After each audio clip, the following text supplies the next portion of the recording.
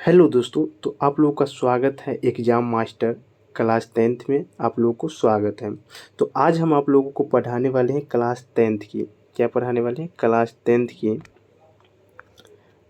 10th की जो हम आज आप लोगों को पढ़ाने वाले हैं वो क्लास 10th की 30 इम्पोर्टेंट ऑब्जेक्टिव पढ़ाने वाले हैं जय प्रक्रम की, यानी बायोलॉजी की। यानी किसकी पढ़ाने वाले हैं? बायोलॉजी की 30 ऑब्जेक्टिव इम्पोर्टेंट।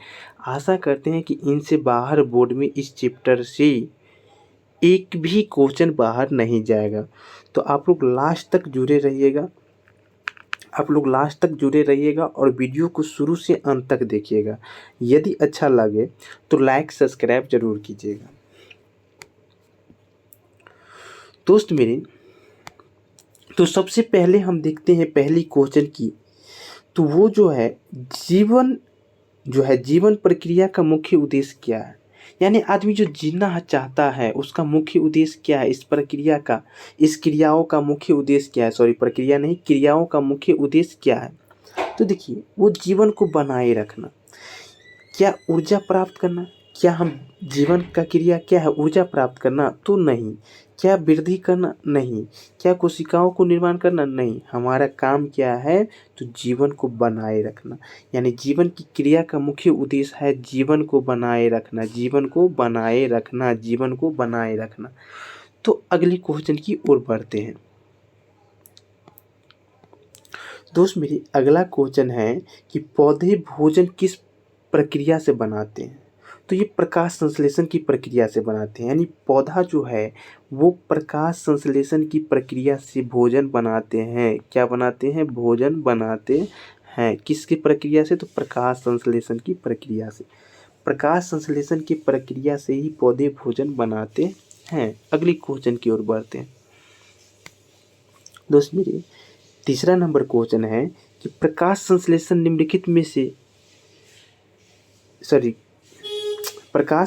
में से कौन सी गैस ली जाती है? यानी प्रकाश संश्लेषण जो होता है उसमें से कौन सी गैस ली जाती है? तो कार्बन डाइऑक्साइड लिया जाता है। पेड़ जो पौधा जो होता है वो कार्बन डाइऑक्साइड लेता है और ऑक्सीजन हमको देता है। तो यही है, जो प्रकाश संश्लेषण में कौन सी गैस ली जाती है? तो वो कार्बन डाइऑक्साइड ली जाती है। कार्बन डाइऑक्साइड ली जाती है।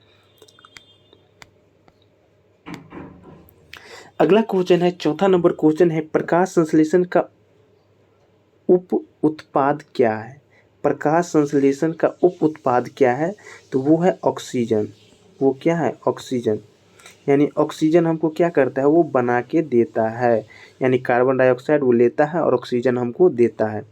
तो इसी को कहते हैं उप उत्पाद। क्या है? तो वो ऑक्सीजन। ये ऑप्शन करेक्ट आंसर। प्रकाश संश्लेषण के लिए कौन सी रंग द्रव आवश्यक है? कौन सा रंग द्रव जो है वो आवश्यक है? तो वो है क्लोरोफिल।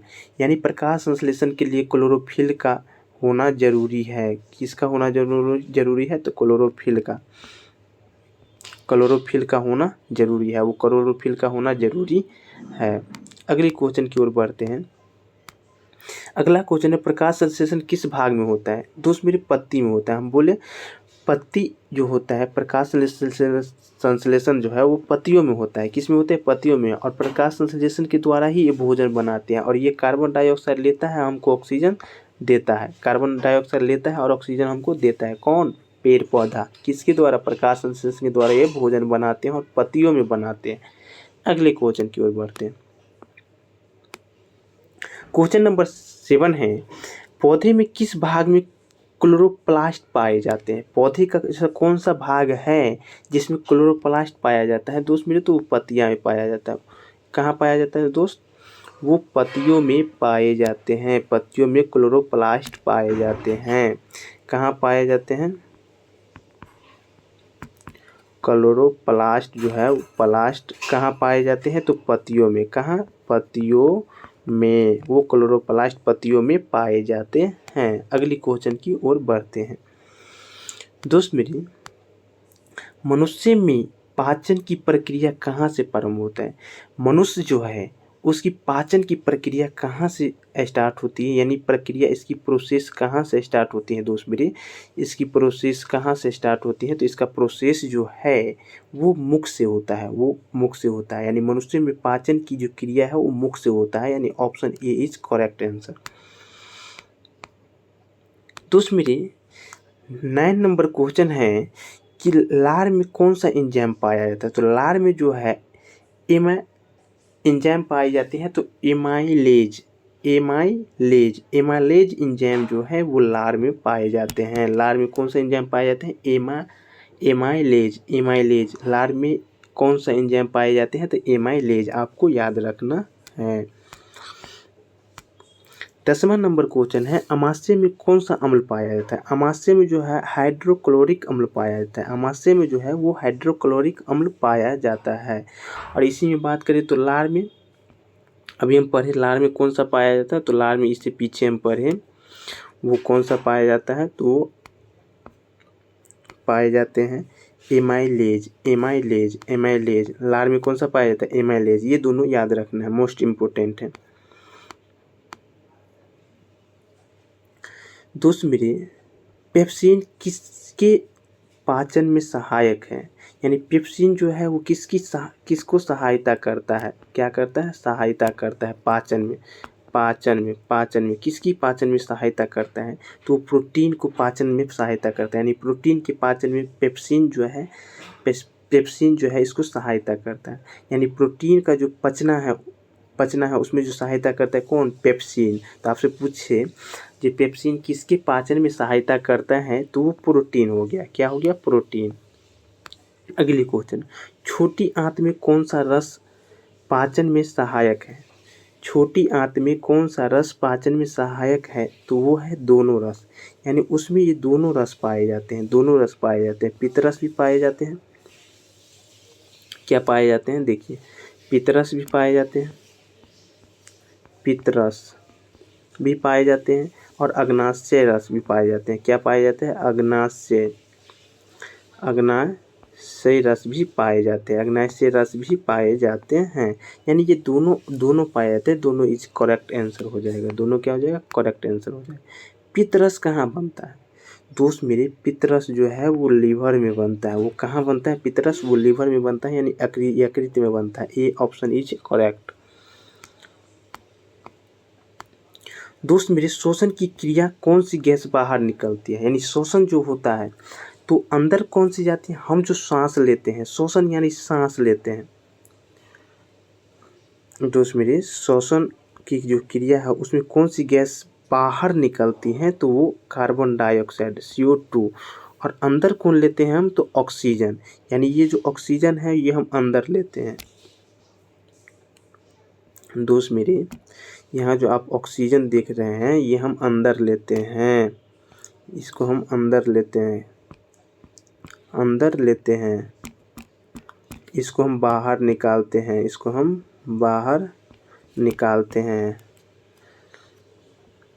निकालते हैं।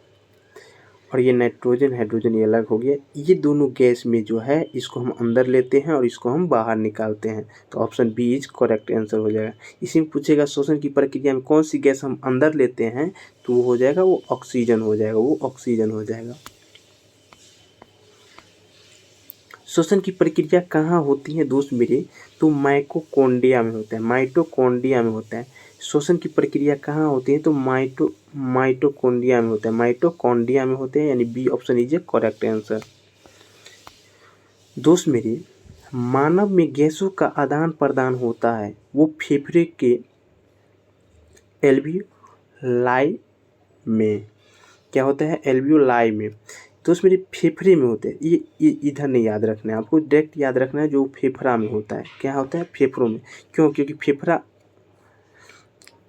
का जो है चाल वो धक धक करता रहता है, वही मानव में गैस का आदान प्रदान होता है, तो वो फेफड़ा में, कहाँ होता है, फेफड़ा में। रक्त का मुख्य कार्य करता है, यानी रक्त जो है उसका मुख्य कार्य क्या है, तो रक्त का जो मुख्य कार्य है उपयुक्त में से सभी है। दोस्त मेरी पोषण देना, यानी पोषण देना भी है, गैसों का परिवहन करना, अपशिष्ट पदार्थों को उत्सर्जन करना। अपशिष्ट पदार्थ क्या होता है, जो हमारे शरीर में जैसे मूत्राशय हो गया, यूरिया हो गया, ये सब क्या है, एक अपशिष्ट पदार्थ है, इसके द्वारा निकल जाते हैं। तो ये जो है रक्त जो है, ये तीनों प्रक्रिया में काम करते हैं, ये तीनों प्रक्रिया में काम करते हैं, इसीलिए उपयुक्त सब हो जाएंगे। दोस्त मेरे, रक्त में ऑक्सीजन कौन वाहक करता है, यानी रक्त में जो है ऑक्सीजन कौन वाहक करता है, तो आरबीसी। आरबीसी कौन वाहक करता है, तो आरबीसी। रक्त में ऑक्सीजन कौन वहन करता है, वहन करता है तो आरबीसी। कौन, आरबीसी। आरबीसी का फुल फॉर्म होता है लाल रक्त कण। लाल यानी आर से होता है रेड, बी से होता है ब्लड, और ये कण। दोस्त मेरी, तो आरबीसी होता है। आगे बढ़ते हैं। क्वेश्चन है, आरबीसी में कौन सा रंग द्रव होता है, कौन सा रंग द्रव होता है, तो हीमोग्लोबिन होता है। क्या होता है, हीमोग्लोबिन होता है। B option is correct. मनुष्य में शरीर में हृदय कितने भागों में विभाजित होता है, मनुष्य के शरीर में हृदय कितने भागों में विभाजित होता है, दोस्त मेरे, वो 4 भागों में विभाजित होते हैं। कितने भागों में, मनुष्य के शरीर में हृदय कितने भागों में विभाजित होते हैं, तो वो 4 है। Option C correct answer. मानव शरीर में गुर्दे का कार्य होता है, गुर्दे का क्या कार्य होता है, मानव शरीर में गुर्दे का क्या कार्य होता है, तो वो रक्त शुद्ध करना। यानी गुर्दा क्या करता है, वो रक्त को शुद्ध करता है, यानी फिल्टर करता है, यानी शुद्ध करता है, रक्त को शुद्ध करता है। आगे बढ़ते हैं। पसीना आने से शरीर का क्या होता है, पसीना आने से शरीर का तापमान में स्थिर रहता है, यानी तापमान जो है स्थिर रहता है। पसीना जो आता है, जैसे मान लेते हैं हम कहीं पे बैठते हैं या कोई काम करते हैं तो हमको पसीना आता है, तो ये क्या है, तापमान में स्थिर रहता है। क्या रहता है, तापमान में स्थिर रहता है। दोस्त मेरे, वाष्पोत्सर्जन क्या है, वाष्पोत्सर्जन का मतलब होता है जल में का वाष्प बनकर निकलना। मान लेते हैं कोई एक कंटेनर है, इसमें हम जल को गर्म करते हैं, ये जो वाष्प बन के निकलता है, इसी को हम कहते हैं वाष्पोत्सर्जन। इसी को हम क्या कहते हैं, वाष्पोत्सर्जन। हृदय में कौन सा वॉल्व होता है, यानी वॉल्व होता है, तो दोस्त मेरी उपयुक्त में से सभी होते हैं। माइट्रोलर वॉल्व होता है, ट्राइसिपर्डस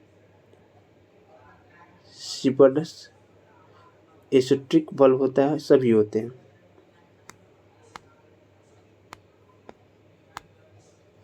पौधे में जल का परिवहन कौन करता है, तो वो जाइलम करता है। पौधे में जल का परिवहन कौन करता है, तो जाइलम। जौ से जाइलम, जौ से जल, आपको याद रखना है। जौ से जाइलम और जौ से जल याद रखना है, ट्रिक से याद रखना है। क्या से, ट्रिक से। जौ से जाइलम, जौ से जल, यानी पौधे में जल का परिवहन कौन करता है, तो जाइलम। क्या, जाइलम कौन करता है, तो जाइलम कौन करते हैं, जाइलम। पौधे में भोजन का परिवहन कौन करता है, तो फ्लोएम। देखिए, जाइलम, जौ से जल और जौ से जाइलम। जाइलम क्या करता है, जल का परिवहन, और फ्लोएम जो है, फ्लोएम क्या करता है, तो भोजन का परिवहन करता है, भोजन का परिवहन करता है। यानी फ्लोएम क्या है, भोजन का परिवहन करता है। पसीना आने की प्रक्रिया को क्या कहते हैं, तो उत्सर्जन कहते हैं। पसीना आने की प्रक्रिया को हम उत्सर्जन कहते हैं। मनुष्य में उत्सर्जन का मुख्य अंग कौन सा है, तो वो गुर्दा है। यानी उत्सर्जन का मुख्य अंग कौन सा है, तो वो गुर्दा है, यानी सी ऑप्शन इज करेक्ट। मानव शरीर में सबसे बड़ी धमनी कौन सी है, तो वह है एओर्टा। एओराटा, aorta, aorta. आगे बढ़ते हैं। जीवन क्रियाओं को सुचारू रूप से चलाने के लिए क्या आवश्यक है, तो वो ऊर्जा। यानी जीवन प्रक्रिया को सुचारू रूप से चलाने के लिए हमको ऊर्जा की जरूरत है। किसकी जरूरत है, ऊर्जा की जरूरत है। तो दोस्त मेरे, ये 30 क्वेश्चन हमारा जो है ये ख़त्म हुआ। और यदि आप हमसे थ्योरी पढ़ना चाहते हैं, यदि आपसे हमसे चैप्टर वाइज आप थ्योरी पढ़ना चाहते हैं, क्या पढ़ना, थ्योरी पढ़ना चाहते हैं हमसे, आप थ्योरी पढ़ना चाहते हैं, तो आप कमेंट में ज़रूर लिखें। आप कमेंट में ज़रूर लिखें, कमेंट में आप ज़रूर लिखें, और कमेंट में लिखें यस, जो हमको पढ़ना है थ्योरी। तो आपको थ्योरी जो हम पढ़ाएंगे वो थ्योरी प्लस ऑब्जेक्टिव करवाएंगे। क्या, ऑब्जेक्टिव, और वो भी ट्रिक से करवाएंगे, कोई भी याद करने की ज़रूरत नहीं है, वो भी ट्रिक से करवाएंगे। तो आप लोग यदि चाहते हैं तो इस चैनल को लाइक सब्सक्राइब ज़रूर कर लें और कमेंट में यस लिखें।